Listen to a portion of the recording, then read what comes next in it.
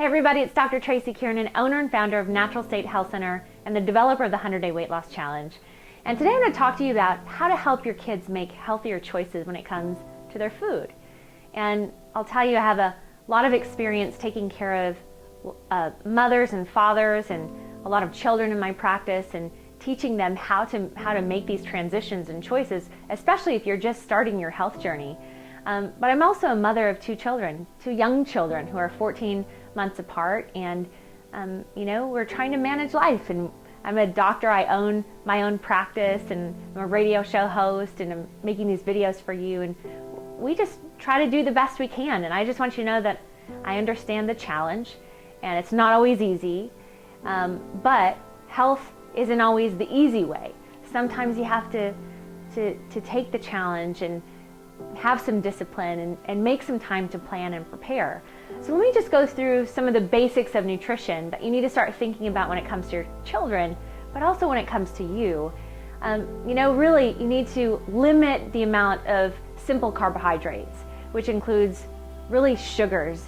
My son, if you've heard me talk about this before, is allergic to sugar.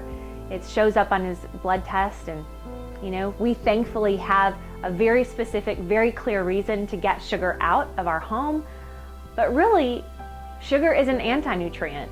I wish you had the piece of paper to show it, so it made it easier for you to make the decision. But with that being said, our food industry really piles on the sugar when it comes to snacks and cereals and drinks and all the things that our kids love so much.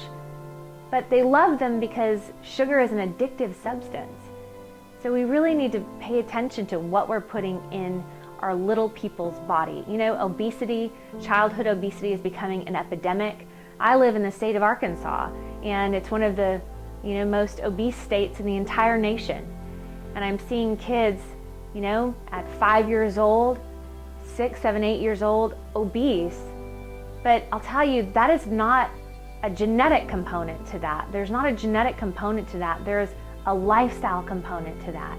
So as a parent, it's our duty. My kids eat what I eat. And if I'm going to make a bad choice, it's likely they're going to make a bad choice too. So if we can just take some responsibility of how we're feeding our children. So really paying attention to minimizing the amount of simple sugars and simple carbohydrates, and adding in more complex carbohydrates in the form of vegetables. My husband and I have had to become master veggie hiders for our kids, because for some reason, especially if your child's been eating a lot of sweet things, they're not going to love the vegetables necessarily. So you have to try different ways of how to prepare them. We like to really slice up the vegetables really finely, or spinach or julienne the carrots, which is kind of the fine, thin slices, and just add it into things. Cook it into, put it into a veggie wrap, or put it into a stir fry. Put vegetables like spinach, a handful of spinach, into a smoothie for your child and let them drink their nutrients. You could also pound out a chicken breast and hide a bunch of vegetables like squash and zucchini and spinach and some herbs and cheese in there, and cook it where it hides the vegetables and your kids don't even know they're eating it. So get creative with your meals. And if you're someone who doesn't like vegetables, what a blessing for you to be able to hide vegetables and not even know that you're eating them.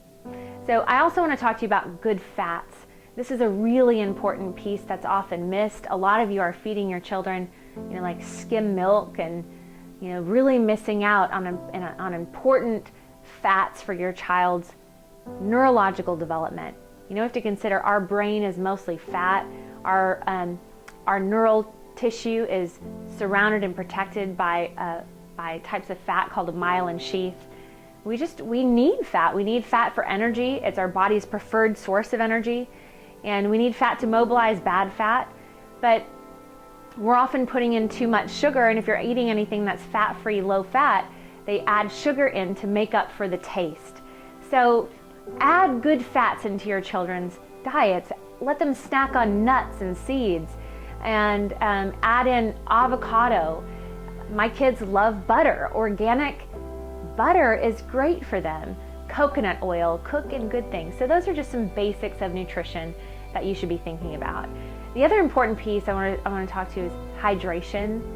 And the reality is, the number one source of calories that our children consume in the United States is in the form of soft drinks and sports drinks. You know, those types of drinks are just laden with sugar in the form of high fructose corn syrup.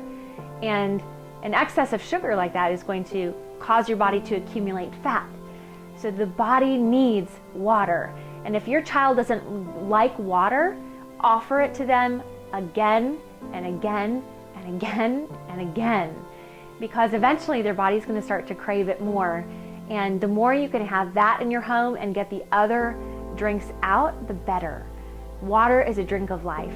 The other thing that's important for a lot of you during the summertime, your kids are in soccer and sports and they're sweating and you're worried about replenishing the electrolyte balance. And so the first thing you want to hand them is a Gatorade. Well, there's dyes and there's artificial sweeteners or high fructose corn syrup in Gatorade as well. So add in something like coconut water. The electrolyte balance in coconut water is the same as the electrolyte balance in the cells of your body. So it's a great substitute for a sports drink like a Gatorade. Be sure to read your labels on a coconut water. Make sure it just says coconut water and is void of all the other additives. The other thing that is really important for my family and what I teach my moms and dads that are patients of mine as we take care of families and help them get well is to schedule family dinners not just once in a while, but most nights of the week. And I know that may sound totally overwhelming. If you have children who are in sports or activities, maybe it's time to simplify your life a little bit and get back to the basics. I know that for me, some of my greatest childhood memories are sitting down at the dinner table.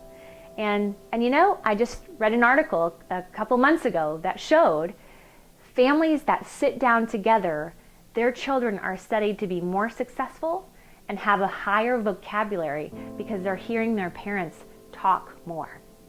So if for any reason, then to set a good example, but also set your children up for success, by having meals and routine, it helps your children to just really make better choices when it comes to their food, but they're also seeing you as the parent make better choices. So do yourself a favor, create some family time, sit down together over a meal. You know, one of the beautiful things about our home is it's like clockwork for us. We tell our children it's dinner time. They know they have their spots. They sit down. We bless the food together and we eat. And we're able to have a conversation about the day and what's coming up. And there's so much more to that than just helping your kids make healthy food choices.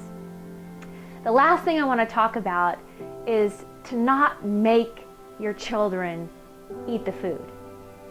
Encourage them to try it. Encourage them to try it. Encourage them to try it. And sometimes, you know, they say that it takes 7 to 15 times of a certain food for your child to actually like it. My son was a perfect example of that. He hated eggs when we introduced eggs to him when he was a little boy. He spit it out. I think it took 5 times for him to finally like the eggs. The same thing with cauliflower. We do a lot of roasted cauliflower in our home. Both of my children, neither of them liked it when we first introduced it to them. But so you just have to keep trying and keep trying. And if you're somebody who says, I'm sorry, Dr. Tracy, my child will only eat pizza or chicken nuggets or McDonald's French fries or, you know, only those foods, you haven't tried enough of the other ones and you haven't gotten the bad foods out long enough. You know, at the core of it all, we're just animals, right? Your child is not going to starve to death. They will eventually go for the good food. They will eventually go for it. Be persistent. Be persistent. Be a parent that leads by example. Our generation, our children's generation, and the next generation is crying out for that.